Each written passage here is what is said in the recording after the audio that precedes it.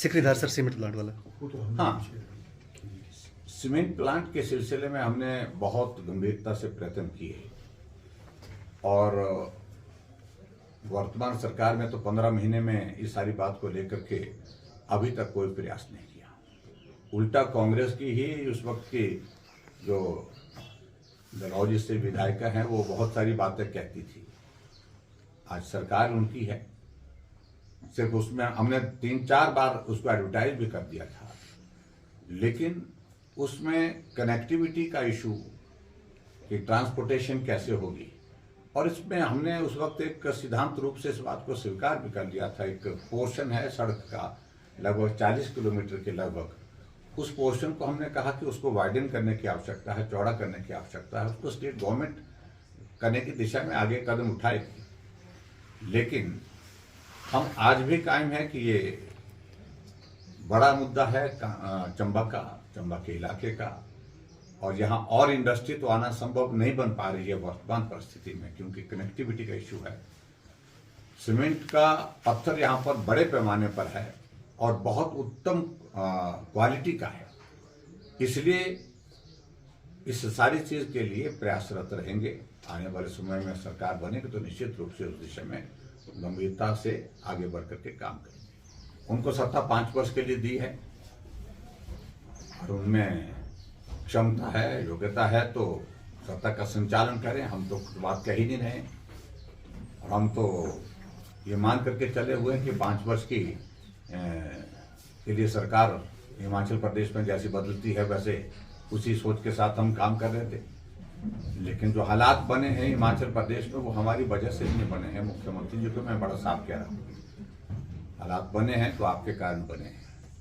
आप असफल हुए हैं हर मोर्चे पर, लोगों के लिए काम करने में असफल हुए हैं, लोगों के लिए विकास देने में असफल हुए हैं, बेरोजगारों को नौकरी देने में आप पूरी तरह से विफल हुए हैं।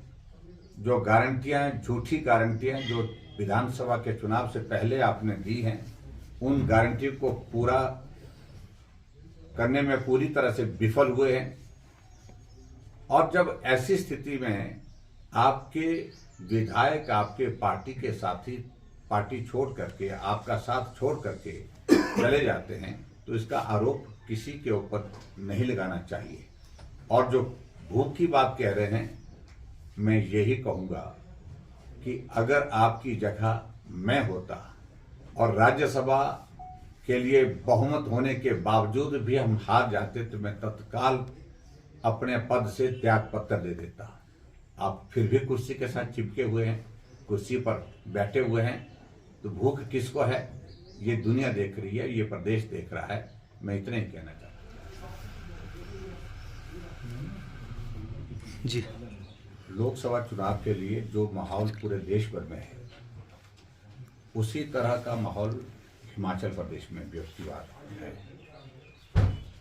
और मैं इस बात को कह सकता हूं कि 2014 में मोदी जी जब पहली बार देश के सामने प्रधानमंत्री के कैंडिडेट के नाते आए थे, और उस वक्त एक बहुत बड़ा उत्साह था, और वो उत्साह उनने कायम रखा काम करते हुए, रात दिन मेहनत करते हुए।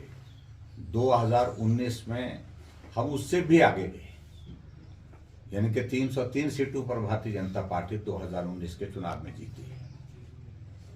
और अब की बार 2024 में मोदी जी के नेतृत्व में हम और भी आगे गए, और अब की बार जो हमारा नारा है एनडीए का 400 पार। और आपने इस बात को भी देखा होगा कि जो सर्वेक्षण हमारे अलग अलग एजेंसीज के माध्यम से आए, प्रेस्टिजियस एजेंसीज हैं सारी, उसमें एक बात बड़ी साफ आ रही है कि आएंगे तो मोदी जी, सरकार बनेगी तो भाजपा एनडीए गठबंधन की सरकार बनेगी।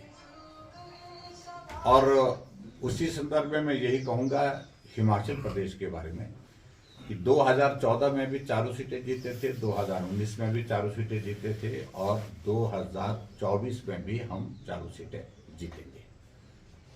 अभी मैं पिछले कल से कांगड़ा चंबा लोकसभा क्षेत्र के प्रवास पर हूँ।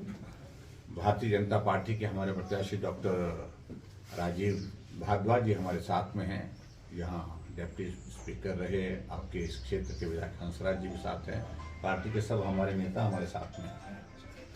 तो यहाँ पर भी मैं देख रहा हूँ कि बहुत बड़ा उत्साह है। उत्साह के साथ साथ में मुकाबले में सामने है ही कोई नहीं।